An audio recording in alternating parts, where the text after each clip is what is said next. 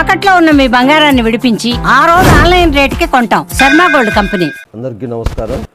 ఈరోజు ముఖ్యంగా ఏదైతే మన అధినాయకులు నారా చంద్రబాబు నాయుడు గారు మొట్టమొదటి ముఖ్యమంత్రి అయిన వెంటనే ఒక రాయలసీమ బిడ్డగా, రాయలసీమ స్థితిగతులు తెలిసిన బిడ్డగా ఆ రోజుల్లోనే 1996లోనే రాయలసీమని మనం రాళ్ళసీమ కాదు, ఇది రతనాల సీమ చేయాలంటే నీళ్లు హంద్రీనివా కాలువల ద్వారా నీళ్లు పారిస్తేనే, నదుల అనుసంధానం జరిగితేనే రాయలసీమ రతనాల సీమ అవుతుందని ఆ రోజు ఆయన ఆలోచించి మొట్టమొదటగా ఏదైతే 1996లో హెచ్ఎన్ఎస్ఎస్ హంద్రీనివా సుజల స్రవంతి మొదలుపెట్టినారో అది ఈ రోజుటికి ఆయన పెట్టిన 96లో మొదలుపెట్టిన ఈ కార్యక్రమానికి ఈరోజు పూర్తిగతిన ఆయన చేతుల మీదుగానే 4వసారి ముఖ్యమంత్రి అయినాక కంప్లీట్ చేయడం జరిగింది. ఇది ప్రజలకందరికీ తెలిసిందే. ముఖ్యంగా రాయలసీమ రైతులకు విషయము ప్రతి ఒక్కటి మీడియా పరంగా తెలియజేయాలని కోరుకుంటున్నాం. 14-19లో కూడా కొంతవరకు కాలువలు తీయడం జరిగింది. తర్వాత వచ్చిన విధ్వంస పాలన 19 నుంచి 24 వరకు మాత్రం ప్రజల గురించి కానీ రైతుల గురించి కానీ పట్టించుకొని రాయలసీమ బిడ్డ చెప్పుకుంటున్న ఈ జగన్మోహన్ రెడ్డి రాయలసీమను మళ్ళీ రాళ్ళసీమ చేయాలని చెప్పి ₹1 కూడా ఖర్చు పెట్టాల. ఈ రైతాంగం ముఖ్యంగా గుర్తుపెట్టుకోవాల్సింది, ఆయన 19 నుంచి 24 మధ్యలో ఆయన ఖర్చు పెట్టింది ఎంతయా హంద్రీనివా కంటే 2000 కోట్లు. ఈ 2000 కోట్లు కూడా బడ్జెట్లో పెట్టినాడు. నంద్యాల దగ్గర శ్రీశైలం నుంచి స్టార్ట్ అయిన వెంటనే అక్కడ స్టార్ట్ చేస్తామని చెప్పి కాంట్రాక్టులకు డబ్బులు ఇవ్వకపోతే దాదాపు 1700 కోట్ల పైన డబ్బులు ఇవ్వకపోతే పనులు ఏం జరగలే. మళ్ళీ మన ప్రభుత్వం వచ్చింది. మన ప్రభుత్వం వచ్చిన ఏడాదిలోనే, ఒక సంవత్సరంలోనే ఈ ఫేజ్ 1 ఫేజ్ 2 పనులకి దాదాపుగా 6000 కోట్లు మనం శాంక్షన్ చేయడం జరిగింది బడ్జెట్లో. అంతేకాదు ఈరోజు ఫేజ్ 1 ఫేజ్ 2లో 4800 కోట్లు రిలీజ్ చేయడం కూడా జరిగింది. అంతేకాదు మన అధినాయకులు ముఖ్యమంత్రి గారు నారా చంద్రబాబు నాయుడు గారు మొన్న 14వ తేదీ జలహారతి ఇచ్చి శ్రీశైలంలో నీళ్ళు ఇవ్వడం కూడా జరిగింది. ఈరోజు మన కృష్ణా రిజర్వాయర్ నుంచి నీళ్లు మన పత్తికొండ కాన్స్టిట్యున్సీ ఇడుపల్లి రిజర్వాయర్ వరకు నీళ్లు వదలడం కూడా జరిగింది. అది ఫేజ్ 1. ఈరోజు మనందరికీ తెలుసు, ఫేజ్ 2లో అత్యధికంగా 74 కిలోమీటర్లు ఫేజ్ 2 పనులు జరుగుతున్నది తంబలపల్లి నియోజకవర్గంలోనే. దాదాపుగా 74 కిలోమీటర్లు మన నియోజకవర్గంలో హంద్రీనివా కాలువ పోతుంది. ఈ ఫేజ్ 2 కూడా ఇప్పటికే కాంక్రీట్ లైనింగ్ పనులు కూడా దాదాపు 60 నుంచి 70% కంప్లీట్ అయినాయి. ఇంకొక 30% మాత్రమే మిగిలింది. ఇది కూడా మనం ఏదైతే మన అధినాయకుల్లో మాట ఇచ్చినారో ఆ మాట ప్రకారం ఈ నెల ఆఖరికో రేపు నెల ఆఖరికో మనకు కూడా నీళ్లు పోతాయి. ఇది ముఖ్యంగా మన ప్రజానికానికి మరియు మన నియోజకవర్గ రైతులందరికీ ఇది ఒక శుభవార్త. ఎందుకంటే ముందుగానే మనం చెప్పినట్లు హంద్రీనివా లైనింగ్ పనులు అయిపోయిన వెంటనే మన చెరువుల అనుసంధానం కూడా చేస్తాం. మనం ఏవైతే 6 మండలాల్లో 39 చెరువులు ఉన్నాయో 39 చెరువులకు కూడా ఈ నీళ్లు పారిస్తామని చెప్పి ఆ రోజు రైతాంగానికి మాట ఇవ్వడం జరిగింది. ఆ మాట ప్రకారం ఈ హంద్రీనివా కాలువ పనులు, లైనింగ్ పనులు అయిపోయిన వెంటనే ఈ పనులు కూడా మొదలు పెడతామని చెప్పి మాటిస్తున్నాం. ఇంతే ఈ రోజుటి వరకు ఎందుకు చెప్తున్నామంటే, గత 5 సంవత్సరాలుగా ఈ వైసీపీ నాయకులు కానీ, వైసీపీ పాలకులు కానీ, వైసీపీ అధినాయకులు కానీ, ఆయన తర్వాత సీఎం అని చెప్పుకుంటున్న ఈ పెద్దిరెడ్డి ఫ్యామిలీ కానీ చేసింది ఏందయ్యా అంటే దాచుకోవడం తప్ప ప్రజలకు కానీ ఏ ఒక్క దాంట్లో కూడా, ఏది విద్యలో కావచ్చు, ఫ్యాక్టరీలు తేవడంలో కావచ్చు, ఇన్వెస్ట్మెంట్ తేవడంలో కావచ్చు, స్టేట్ డెవలప్మెంట్ కావచ్చు, ఏ ఒక్కటి కూడా వీళ్ళు పట్టించుకోలే. దానికి నిదర్శనమే గత 2 రోజులు 3 రోజుల క్రితం మన మన ఎంపీగా చెప్పుకుంటున్న మూడోసారి ఎంపీ అయినా నాకు తిరుగులేదని చెప్పుకుంటున్న రాజంపేట ఎంపీ మిథున్ రెడ్డి గారి అరెస్ట్. మిథున్ రెడ్డి గారి అరెస్ట్ అనేది ఆ కేసులో దాదాపుగా 46 మంది అరెస్ట్ అయినారు. ఈ 46 మందిలో ఈ 45 మంది గురించి ఎవరు చెప్పుకోలే. ఎందుకంటే ఆ 45 మంది ఎంప్లాయీస్ ఒక వాళ్ళకు తెలుసో తెలియకో ఈ రాజకీయ ఒత్తిళ్లకు లోనయ్యో ఇంకొకటి చేసిన వాళ్ళు. కానీ ఈ 46వ మనిషి ఎవరైతే అరెస్ట్ అయినాడో ఈ మిథున్ రెడ్డి గురించి మాత్రం గొప్పగా చెప్తున్నారు. మా నాయకుడు ఇది, మా నాయకుడు అది, ఇది చేస్తారు, అది చేస్తారు. ఏం చేసినాడు? ప్రజాధనాన్ని దోచుకున్నారు. ఏదైతే ఆంధ్రప్రదేశ్లో ఈ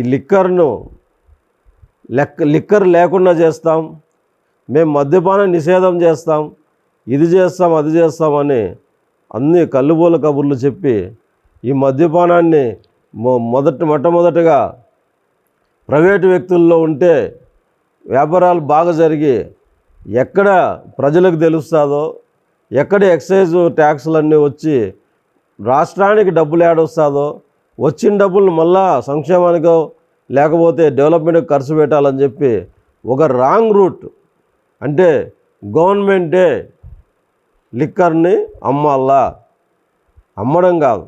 బయట రాష్ట్రాల్లో 100 రూపాయలు ఉన్నదాన్ని మనం 200 రూపాయలు పెట్టాలా. ఇవన్నీ ఏంటంటే ప్రజలను మభ్యపెట్టడం, వాళ్ళ జోబీలు నింపుకునే కార్యక్రమం. మీరు ప్రజలను మభ్యపెట్టచ్చు, కానీ చట్టాన్ని మభ్యపెట్టలేరు. ఆ చట్టాన్ని మభ్యపెట్టలేరు కాబట్టి ఈరోజు మీ నాయకులు ఒకరొకరు జైలుకు పోతున్నారు. ఇంతేకాదు, ఇప్పటికీ జరిగింది కొంతే, తీసింది ఒకటే స్కామే. ఆ రోజు మన రాష్ట్రంలో యూత్కి మంచి ఉద్యోగ అవకాశాలు రావాలా, యూత్ అందరూ బాగుంటేనే, జాబ్స్ వస్తేనే వాళ్ళ కుటుంబాలు బాగుంటాయని చెప్పి ఆ రోజు స్కిల్ డెవలప్మెంట్ కింద మన ప్రభుత్వం 14-19లో స్కిల్ డెవలప్మెంట్ కోర్సు ట్రైనింగ్లు ఇప్పిస్తే దాంట్లో మాకు ఏదో స్కామ్ జరిగిపోయిందని మా అధినాయకుల్ని దాదాపుగా 56 రోజులు జైల్లో పెట్టినారు చేయని నేరానికి.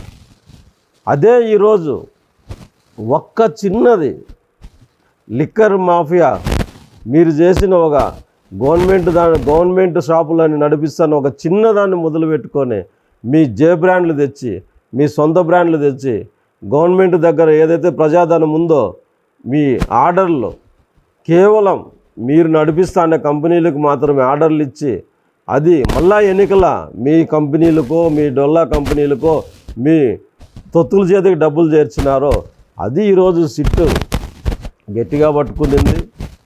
వాళ్ళ చట్టం అనేది దాని పని దాన్ని చేసుకొని పోతూ ఉంటుంది. దాన్ని అలుసుగా తీసుకొని మీరు చట్టాన్ని ఆ రోజు రెస్పెక్ట్ ఇలా, ఆ రోజు ప్రజలకు రెస్పెక్ట్ ఇలా, ఆ రోజు సొసైటీకి మీరు భయపడలా. కాబట్టి ఈరోజు మీకు జైలు గీత పట్టింది. ఈ జైలు గీత అనేది ఇప్పటికే స్టార్ట్ అయింది. ఇంకా చాలా ముందు చాలామంది నాయకులు ఇలా ఈ కేసులో పోతారు. ఇదంతా ప్రజలకి ఏదో మొబ్బు పెట్టాలని చూసినా కూడా ప్రజలకు బాగా తెలుసు. ఎందుకంటే లిక్కర్ను పర్మనెంట్గా లేకుండా చేస్తామని వచ్చి అదే లిక్కర్ను 20,000 కోట్లు దాని మీద ఏపీ బెవరేజెస్ మీద అప్పులు తీసుకొని దాన్ని వాడుకున్న ప్రభుత్వం మీద మీరు కూడా ఈరోజు మా ప్రభుత్వం మీద, మా అధినాయకుల మీద కక్ష సాధిస్తున్నారు, ఇది చేస్తున్నారు, అది చేస్తారని మాట్లాడతారు. సిగ్గన్నా ఉండాలి మీకు దాన్ని మాట్లాడడానికన్నా.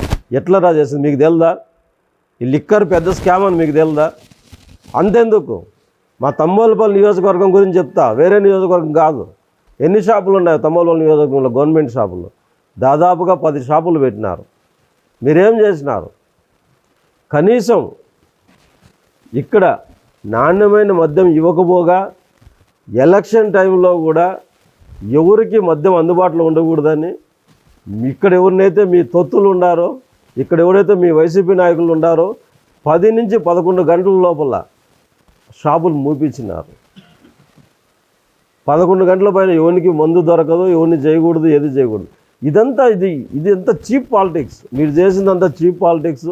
దానికి నిదర్శనంగానే దానికి పర్యవసనమే ఈరోజు మీరు అనుభవిస్తారు తప్ప ఈ మిథున్ రెడ్డి అరెస్ట్ అనేది అదేందో అక్రమము, లేకపోతే అదేందో కక్షపూరితము, ఇవన్నీ కాదు. చట్టం అనేది దాని పని అది చేసుకుపోతుంది. ముఖ్యంగా ఇంకొకటి కూడా చెప్తున్నా, తమ్మోళ్ళపల్లి నియోజకవర్గంలో ఉండే ఈ వైసీపీ సానుభూతి పరులు కావచ్చు, వైసీపీ నాయకులు కావచ్చు, ఎవరికైనా ఒకటే వార్నింగ్. ఎందుకంటే మీ నాయకుడు, మీ ఎంపీ అరెస్ట్ అనేది మా ప్రభుత్వానికి సంబంధించింది కాదు, ఇది మా పార్టీకి సంబంధించింది కాదు, ఇది చట్టానికి సంబంధించింది. చట్టానికి ఎవరు చుట్టాలు కాదు. మీ నాయకుడు తప్పు చేసినాడు కాబట్టి ఈరోజు జైలుకు పోయినాడు, అంతేగాని దీనికి మిగతా వాళ్ళకి సంబంధించింది కాదు. ఆల్రెడీ మీరు గత 5 సంవత్సరాలుగా ఈ తమ్మోళ్ళపల్లి నియోజకవర్గంలో ఏ ఒక్క ఊరిలో కూడా మనిషి మాట్లాడుకునే పరిస్థితి లేకుండా అన్నదమ్ముల మధ్య, అక్క చెల్లెల మధ్య ఎక్కడ కాళ్ళు అక్కడ గలాటాలు పెట్టి ఇద్దరి మధ్య పెద్దవి చేసి, రంపులు పెద్దవి చేసి మీ కాలం గడుపుకున్నారు. ఇప్పటికి చాలు. ఇప్పటికన్నా నా నియోజకవర్గంలో ఉండే ప్రజలు ప్రశాంతంగా పండగలు కానీ, ప్రశాంతంగా పెళ్ళిళ్ళు కానీ, ఫంక్షన్లు కానీ చేసుకొనియండి. ఎందుకంటే మీరు వచ్చింది వలస, మీరు బ్రిటిష్ వాళ్ళ మాదిరి వలస పక్షులు. వలస వచ్చినారు, ఈడ మా మధ్యనే చిచ్చులు పెట్టినారు, మా మధ్యనే గడాలు పెట్టినారు, మా మధ్యనే ఏం కావాలో అంతా రెచ్చగొట్టి చేసి ఈరోజు పబ్బం గడుపుకొని రెండోసారి కూడా దొంగోట్లతో గెలుచుకున్నారు. ఇటుకన్నా సాలించండి.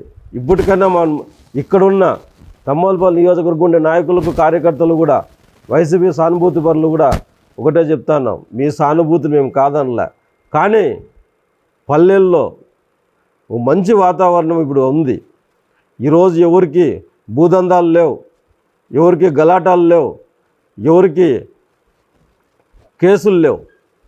చిన్నది మా అధినాయకులు 3 సార్లు ముఖ్యమంత్రి అయిన మా అధినాయకులు నియోజకవర్గానికి వస్తే, నియోజకవర్గం స్థితిగతులు ఎట్లుండాలని చూడాలని వస్తే దాన్ని అలుసుగా తీసుకొని ఇక్కడున్న ఎమ్మెల్యే రాళ్ళు వేపించి ఆ రోజు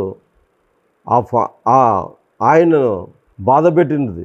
అంతేకాదు పల్లెల్లో, చిన్న పల్లెల్లో వ్యవసాయాలు చేసుకునే వాళ్ళు, చిన్న వ్యాపారాలు చేసుకునే వాళ్ళు దాదాపుగా కాన్స్టిట్యున్సీలో 450 మంది ఆ రోజు టీడీపీ సానుభూతి పరులు ఉన్నారు.